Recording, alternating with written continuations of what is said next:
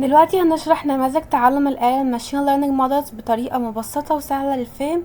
هننتقل ما بين النماذج بالترتيب ده. الأول هنشوف نماذج الريجريشن الانحدار، بعدها نماذج الكلاسيفيكيشن التصنيف، بعد كده النماذج اللي بتشتغل على الاتنين، وفي الآخر هنختم بنموذجين من نماذج الانسوبرفايزد ليرنينج التعلم الغير مشرف. اول حاجه نماذج الانحدار regression models. اللينير ريجريشن الانحدار الخطي ده ابسط نموذج انحدار بيحاول يكتشف العلاقه الخطيه ما بين x و y.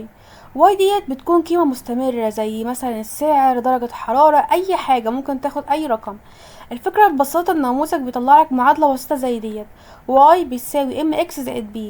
x دوت هو المتغير اللي عندك، y هي القيمه اللي احنا عايزين نتنبأ بيها. كل ما بتتغير اكس واحدة بواحدة واي بتتغير بقيمة معينة.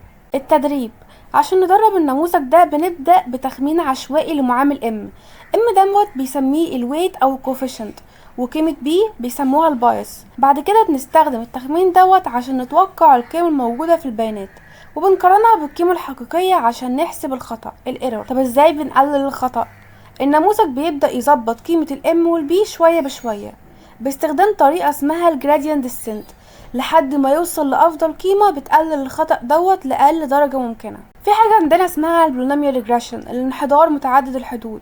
هو ده تعديل لللينير ريجريشن، بنستخدمه لو العلاقة ما بين اكس وواي مش خطية، يعني مش خط مستقيم. الفكرة ببساطة بدل ما تكون المعادلة خطية بتضيف ليها متغيرات اكس مرفوعة لقوة مختلفة، زي ان واي بيساوي w1x تكعيب زائد w2x تربيع زائد w3x زائد b. ده بيخلي النموذج يقدر يفهم العلاقات المعقدة والمنحنية في البيانات. انت اللي بتحدد قوة القص، زي 2 أس 2 أس 3 وهكذا اللي النموذج هيستخدمها. في بقى تعديلات للريجريشن مودلز في نماذج تانية زي اللاسو والريدج والاستيك نت، ودي كلها طرق بتساعدنا عشان نحل مشكلة اسمها الاوفر فيتنج، ان النموذج بيحفظ البيانات التدريبية بدل ما يتعلم عليها. يعني ايه بيحفظها؟ يعني تديله الداتا يتدرب عليها هو بيحفظها، تيجي تختبره على حاجة جديدة ما شافهاش مش عارف ليه، لانه ما اتعلمش، هو حفظ بس، فيديله حاجه جديده مش عارف. فدي اسمها الاوفر فيتنج. اول حاجه الريدج ريجريشن، ده بيقلل من تاثير المتغيرات الكتير على بعضها. حاجه اسمها مالتي كولاريتي، وده بيقلل قيم الكوفيشنت الويت لكن ما بيخليهاش صفر.